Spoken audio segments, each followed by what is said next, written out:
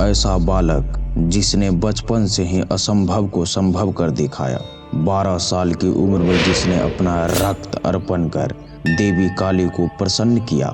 एक ऐसा योद्धा जिसने समय को बांध लिया और अपनी इच्छा शक्ति से मृत्यु को चुनौती दी। यह कहानी है उस साधारण बालक की जिसने बलिदान और अपराजय शक्ति के दम पर पाताल लोक का सिंहासन हासिल किया। लेकिन यह सफर इतना आसान नहीं था। पाताल लोक के 4 भयानक अधिपति काल के रहस्य जाल और अपनी ही कमजोरी से लड़ाई लड़ी। अहिरावण ने हर चुनौती को पार करते हुए पाताल का सबसे बड़ा योद्धा बनने का इतिहास रचा।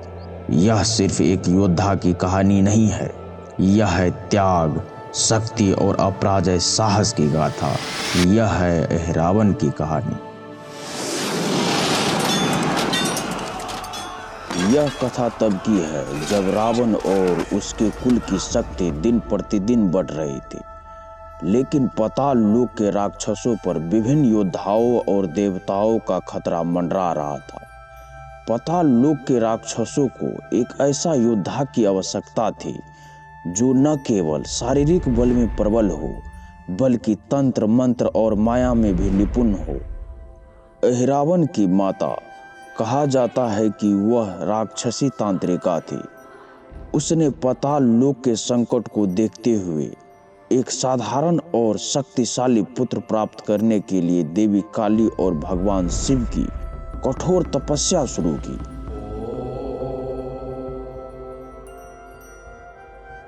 यह तपस्या कई वर्षों तक चली।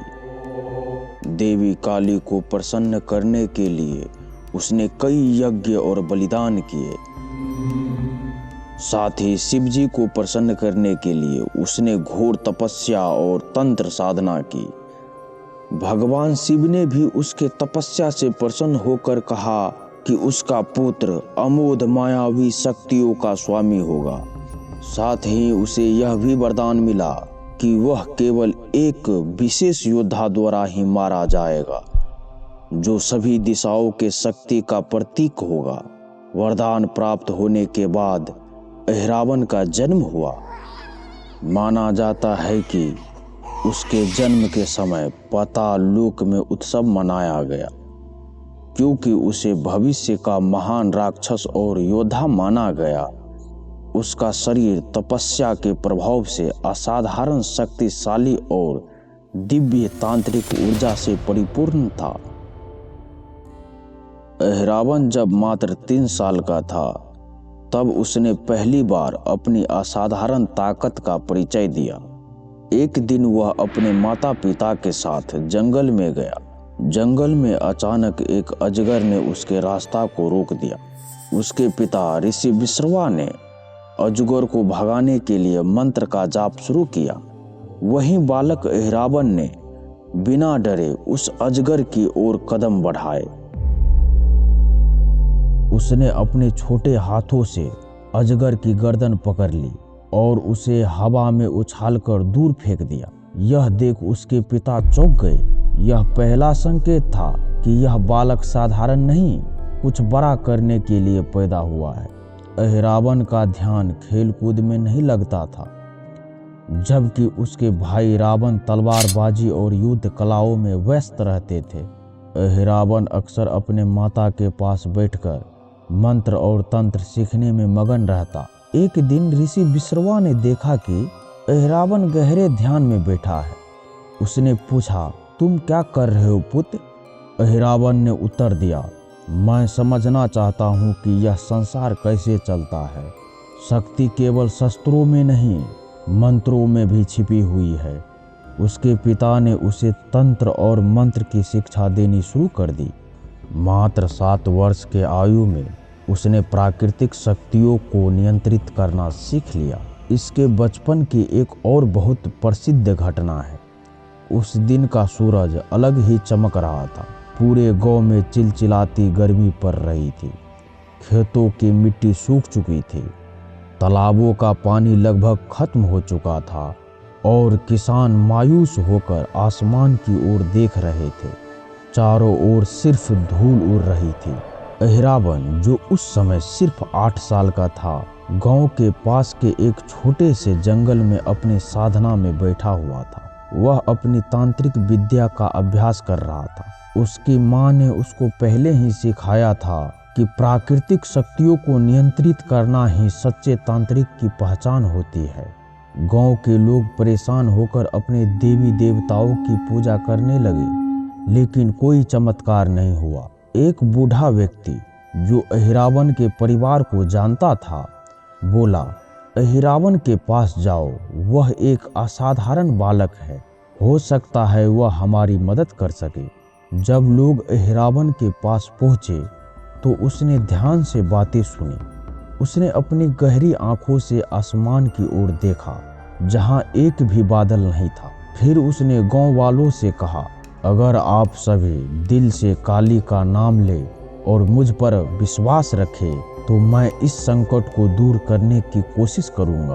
अहिरावन ने गांव के बीच बैठकर अपने मंत्रों का जाप शुरू किया। उसने एक विशेष तांत्रिक चक्र बनाया और उसमें एक पानी से भरा एक कटोरा रखा। उसने देवी काली का ध्यान करते हुए कहा, हे माँ काली, मुझे प्राकृतिक की शक्तियों को नियंत्रित करने की शक्ति दे।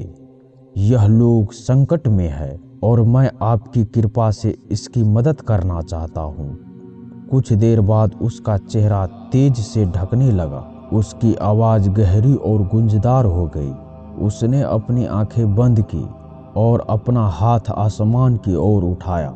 अचानक आसमान में हलचल होने लगी। दूर दूर तक जो आसमान साफ था, वहां धीरे धीरे काले बादल इकट्ठा होने लगे। हवा का रुख बदल गया। गर्मी की जगह एक ठंडी लहर ने गांव को घेर लिया। गांव वाले हक्के बक्के होकर यह सब देख रहे थे। यह कैसे हो सकता है?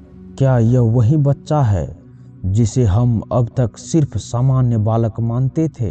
कुछ ही मिनटों में पूरा आसमान घने काले बादलों से भर गया। अचानक एक तेज बिजली चमकी और जोरदार बारिश शुरू हो गई। बारिश इतनी तेज थी कि खेतों की सूखी मिट्टी ने तुरंत पानी सोख लिया। तालाब फिर से भरने लगे। बच्चे बारिश में नाचने लगे और किसान के चेहरे पर खुशी आ गई। गांव वाले अहिरावन की इस सिद्धि को देखकर हैरान रह गए। उन्होंने उसे झुककर प्रणाम किया और कहा, तुम असाधारण बालक हो, तुम में कुछ विशेष शक्ति है, तुम हमारे गांव के रक्षक हो। पाताल लोक में अंधकार के बीच जहां शक्ति ही सर्वोपरि थी, अहिरावन की मां केकसी हमेशा देवी काली की साधना किया करती थी। उनकी मान्यता थी कि शक्ति का अंतिम स्रोत केवल देवी काली है। वह दिन रात देवी काली के चरणों में बैठकर ध्यान करती और अपने पुत्र अहिरावन को भी बचपन से ही देवी काली की महिमा के बारे में बताया करती थी। अहिरावन की मां ने उसे सिखाया, शक्ति केवल तलवार या मंत्रों में नहीं पुत्र, सच्ची शक्ति वहाँ है जहाँ विश्वास और भक्ति का मेल होता है। देवी काली तुम्हें वह सब दे सकती है जो तुम्हारे लिए असंभव है, लेकिन उसका आशीर्वाद पाना आसान नहीं है। उसकी आराधना में बलिदान, त्याग और अटूट भक्ति की आवश्यकता होती है। यह बात अहिरावन के मन में गहराई तक उतर गई। वह समझ गया कि अगर उसे राक्षस कुल में सबसे शक्तिशाली बनना है तो उसे देवी काली को प्रसन्न करना होगा। अहिरावन ने महज 12 वर्ष की आयु में जंगल की ओर प्रस्थान किया। यह जंगल कोई साधारण जंगल नहीं था। वहाँ खतरनाक जीव जंतु और मायावी शक्ति विचरण करती थी, लेकिन अहिरावन बिना डरे अपने संकल्प के साथ आगे बढ़ा। जंगल के मध्य में उसने एक यज्ञ कुंड तैयार किया। उस कुंड के चारों ओर उसने देवी काली के नाम के 108 विशेष मंत्र लिखे। उसके माँ के निर्देश अनुसार उसने एकत्रित की गई सामग्री, काली मिर्च, तिल, रक्त, पूर्ण पुष्प और तांबे का कलश को विधि अनुसार सजाया। यज्ञ की अग्नि जल उठी।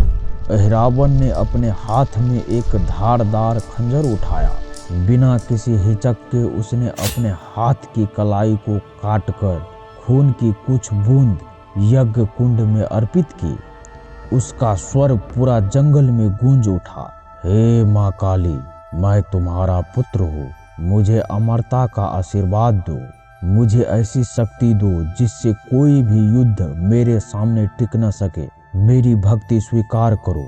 रात के समय जब अहिरावण यज्ञ पूरा कर चुका था और रक्त का अंतिम बूंद अर्पित कर रहा था, तभी एक अद्भुत घटना घटी। उसके चारों ओर का वातावरण अचानक शांत हो गया। जंगल में बहने वाली ठंडी हवाएं रुक गई। एक तेज प्रकाश प्रकट हुआ और उसमें से देवी काली की छवि उभरी। उनकी आंखें अग्नि की तरह प्रज्वलित थी और उसका स्वर गर्जना जैसे था। अहिरावण ने श्रद्धा से उसके सामने सर झुका दिया। देवी काली ने कहा, तुम्हारी भक्ति ने मुझे प्रसन्न किया है, लेकिन शक्ति पाने की इच्छा मात्र से शक्ति नहीं मिलती। तुम्हें कठिन तपस्या करनी होगी, तुम्हें अपने जीवन का हर सुख त्यागना होगा। बलिदान ही तुम्हारी लक्ष्य की कुंजी है। यदि तुम सच्चे हो तो तुम्हारी साधना तुम्हें अनंत शक्ति प्रदान करेगी। अहिरावण ने उत्तर दिया, माँ, मैं त्याग और बलिदान के लिए तैयार हूँ, मुझे राह दिखाइए। देवी काली ने उससे पहला आशीर्वाद दिया, आज से तुम्हें कठिन तपस्या के दौरान भूख प्यास नहीं सताएगी। तुम्हारी शरीर की ऊर्जा तुम्हारे संकल्प से जुड़ी रहेगी, लेकिन याद रखना, यह केवल शुरुआत है। तुम्हारी यात्रा लंबी और कठिन होगी। अहिरावण ने देवी काली के निर्देशों का पालन करते हुए अपनी साधना आरंभ किया। उसने जंगल में एकांतवास करते हुए देवी काली के मंत्रों का जाप शुरू किया। हर दिन वह सुबह से लेकर रात तक यज्ञ करता, अपने शरीर को तप के अग्नि में झोंक देता। धीरे धीरे उसकी साधना की शक्ति पूरे पाताल लोक में महसूस की जाने लगी। अहिरावण का बचपन अब पीछे छूट चुका था। देवी काली की पहली परीक्षा में सफल होने के बाद वह एक नए रास्ते पर चल पड़ा। जंगल के गहराइयों में उसने अपना ठिकाना बनाया। वहाँ के खतरनाक जीव जंतु, मायावी शक्तियाँ और दैत्यकार वृक्ष अब उसके मित्र बन चुके थे। वह अपने यज्ञ और मंत्रों से प्राकृतिक को झुकाने लगा। हर दिन उसकी तपस्या और कठिन होती जाती। वह न भोजन करता, न जल ग्रहण करता। उसकी ऊर्जा केवल उसकी शक्ति से संचालित होती। धीरे धीरे उसका शरीर पत्थर जैसा कठोर और आंखें अग्नि जैसी तेजस्वी हो गई। एक दिन जब अहिरावण 16 वर्ष का हो चुका था, उसने एक नई साधना का संकल्प लिया। उसने सुना था कि देवी काली के कुछ मंत्र ऐसे हैं जो समय को रोक सकता है। यह शक्ति केवल देवताओं और महान तांत्रिकों के पास होती थी। उसने पूरे पाताल में सबसे ऊंची चोटी पर अपनी साधना आरंभ की। रात दिन का उसे भान नहीं था। वह लगातार अपने मंत्रों का जाप करता रहा। इस दौरान पहाड़ पर रहने वाले दुष्ट आत्माओं ने उसे रोकने का प्रयास किया। वे उसे भ्रमित करने के लिए भयानक रूप धारण करके उसके सामने आई, लेकिन अहिरावण अडिग रहा। उसने अपनी शक्ति का उपयोग करके सभी आत्माओं को जला दिया। 21वें दिन जब उसकी साधना पूरी हुई तो चारों ओर अंधकार फैल गया। आसमान में बिजली चमकी और देवी काली पुनः प्रकट हुई। तुम्हारी तपस्या ने मुझे प्रसन्न किया है अहिरावण, मैं तुम्हें काल बाधा का वरदान देता हूँ। अब तुम अपने इच्छा से समय को रोक सकते हो। यह शक्ति तभी प्रयोग करना जब अत्यंत आवश्यक हो। इसका दुरुपयोग तुम्हारे लिए विनाशकारी होगा। अहिरावण की शक्ति अब उसके दुश्मनों को विचलित करने लगी। पाताल लोक के अन्य योद्धा और तांत्रिक उसे खतरे के रूप में देखने लगे। वे कहते, अगर यह बालक इतना शक्तिशाली हो चुका है तो सोचो जब यह पूर्ण तांत्रिक बनेगा तो क्या होगा। हमें इसे रोकना होगा। पाताल लोक के दक्षिणी क्षेत्र में एक शक्तिशाली राक्षस था जिसका नाम त्रिकाल था। वह भविष्य देख सकता था और किसी भी योजना को पहले ही भांप लेता था। वह अहिरावन को चुनौती देने के लिए आया। बालक, मैंने सुना है कि तुमने देवी काली को प्रसन्न किया है, लेकिन क्या तुम मुझे हरा सकते हो? अहिरावन ने उसे शांत स्वर में उत्तर दिया, जो भविष्य देख सकता है वह अपने हार को भी देख सकता है। तेरे पास बस शक्ति है, पर मेरी साधना तुझे हराने के लिए पर्याप्त है। दोनों के बीच भयंकर युद्ध हुआ। त्रिकाल ने अपने जादुई शक्ति से अहिरावन के हर कदम को पहले से ही भांप लिया, हर वार को रोक दिया। लेकिन जब अहिरावन ने अपनी नई सिद्धि का उपयोग किया, समय रोकने की शक्ति, उसने अपने मंत्र से समय को रोका और त्रिकाल के सबसे कमजोर क्षण का लाभ उठाकर उसे समाप्त कर दिया।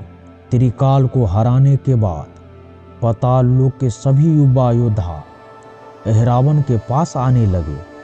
वे उससे कहते, हमें सिखाओ कि शक्ति कैसे प्राप्त की जाती है, हमें अपनी सेना में शामिल करो। अहिरावन ने उत्तर दिया, शक्ति केवल अभ्यास और त्याग से मिलती है। अगर तुम इस राह पर चलने के लिए तैयार हो तो मैं तुम्हें मार्ग दिखाऊंगा। धीरे धीरे वह पाताल लोक के युवाओं का नायक बन गया। साथ ही बड़े योद्धा और राजाओं को उससे भय लगने लगा। जवानी की दहलीज पर अहिरावन अब एक नए स्तर पर पहुंच चुका था। देवी काली ने उसे संकेत दिया, तुम्हें अब अंतिम परीक्षा देनी होगी। यह परीक्षा तुम्हारे भीतर की कमजोरी को खत्म करेगी। तुम्हें मृत्यु का सामना करना होगा, लेकिन उससे विजय होकर लौटना होगा। अहिरावन ने इस चुनौती को स्वीकार किया। उसने अपनी यात्रा शुरू की, जहां उसे देवताओं और दानवों दोनों से टकराना था। अहिरावन अब 20 वर्ष का हो चुका था। उसकी साधनाएं उसे अपराजय योद्धा और शक्तिशाली तांत्रिक बना चुका था, लेकिन उसके हृदय में एक ही उद्देश्य था, पाताल लोक का राजा बनना। जब वह ध्यान में था, उसकी माँ केकसी उससे कहा, पुत्र, पाताल लोक का सिंहासन केवल शक्तिशाली को मिलता है, लेकिन उसे बनाए रखना बुद्धिमत्ता से ही संभव है। तुम्हें अपनी शक्ति और विवेक दोनों का उपयोग करना होगा। याद रखो, तुम्हारे मार्ग में अनेक बाधाएं आएंगी। तुम्हें हर परिस्थिति में अडिग रहना होगा। पाताल लोक केवल एक राजा का अधीन नहीं था। वहाँ 4 शक्तिशाली अधिपति थे, जो 4 दिशाओं पर शासन करते थे। प्रत्येक अधिपति के पास अपनी सेना, अपनी शक्तियाँ और अपनी विशेषताएं थी। महिषासुर, दक्षिण का अधिपति, अपने अद्भुत युद्ध कौशल और तलवारबाजी के लिए प्रसिद्ध। वरुणासुर, पश्चिम का अधिपति, जल और मायावी शक्तियों का स्वामी। कालकेतु, उत्तर का अधिपति, जो भूत प्रेत और तंत्र मंत्र का स्वामी था। विरूपाक्ष, पूर्व का अधिपति, जिसके पास अमरता का वरदान था। यदि अहिरावन को पाताल लोक का राजा बनना था, तो उसे इन चारों को हराकर उनकी शक्ति और क्षेत्रों पर अधिकार करना था। अहिरावन ने सबसे पहले महिषासुर को चुनौती दी। महिषासुर ने उसका मजाक उड़ाते हुए कहा, एक नवयुवक मुझसे युद्ध करना चाहता है, यह मेरा अपमान है। लेकिन यदि तुम मेरी चुनौती को स्वीकार करना चाहते हो, तो मेरे गुप्त किले में प्रवेश करके मुझे परास्त करो। महिषासुर का किला आग और पत्थरों से घिरा हुआ था। वहां पहुंचने का रास्ता केवल उन लोगों के लिए खुलता था जो उसकी सेना को हराने की साहस रखते थे। अहिरावन ने अपने मंत्रों और युद्ध कौशल से महिषासुर के सेना को पराजित कर दिया, लेकिन महिषासुर ने छल किया। अपने सैनिकों को मृत्यु होने का नाटक करने को कहा और फिर पीछे से अहिरावन पर हमला किया। अहिरावन ने अपनी तीसरी सिद्धि, समय रोकने की शक्ति का उपयोग किया। उसने महिषासुर के हर वार को रोक दिया और उसके सबसे कमजोर क्षण में उसे हराकर उसका सिंहासन छीन लिया। पश्चिम की ओर बढ़ते हुए अहिरावन को वरुणासुर का सामना करना पड़ा। वरुणासुर ने एक मायावी जाल बनाया जिससे निकलना असंभव था। उसने कहा, यदि तुम इस जाल से बाहर निकल सके तो मैं तुम्हें राजा मान लूंगा, लेकिन याद रखना यह जाल तुम्हारे सबसे बड़े भय को जीवित कर देगा। अहिरावन के सामने उसका सबसे बड़ा भय प्रकट हुआ, उसकी असफलता की भय। उसने देखा कि पाताल लोक के लोग उसे पराजित देखकर हंस रहे हैं। वह क्षणिक रूप से हतोत्साहित हो गया, लेकिन तभी उसे अपनी माँ की शब्द याद आए, शक्ति केवल बाहरी बाधाओं से नहीं, भीतर के भय से लड़ने पर मिलती है। अहिरावन ने अपने ध्यान और मंत्र शक्ति से जाल को तोड़ दिया। वरुणासुर ने अपने चुनौती में हारने के बाद अपना क्षेत्र और शक्ति सौंप दी। अहिरावन ने उत्तर की ओर बढ़ते हुए उत्तर के अधिपति कालकेतु के पास पहुंचा। कालकेतु ने अहिरावन को सीधे युद्ध के बजाय तंत्र मंत्र की परीक्षा दी। उसने उसे एक भूतिया जंगल में भेजा और कहा, यदि तुम इस जंगल से जीवित लौट आए तो मैं तुम्हें अपना क्षेत्र दे दूंगा। जंगल में हर पेड़ और छाया एक प्रेत थी। वे अहिरावन को भ्रमित करने लगी। उसकी शक्तियां भी वहां काम नहीं कर रही थी। तभी उसे देवी काली का ध्यान आया। उसने अपनी चौथी सिद्धि आत्मा को स्थिर करने का मंत्र का उपयोग किया और अपने भीतर की ऊर्जा को जागृत किया। उसने जंगल के हर प्रेत को नष्ट कर दिया।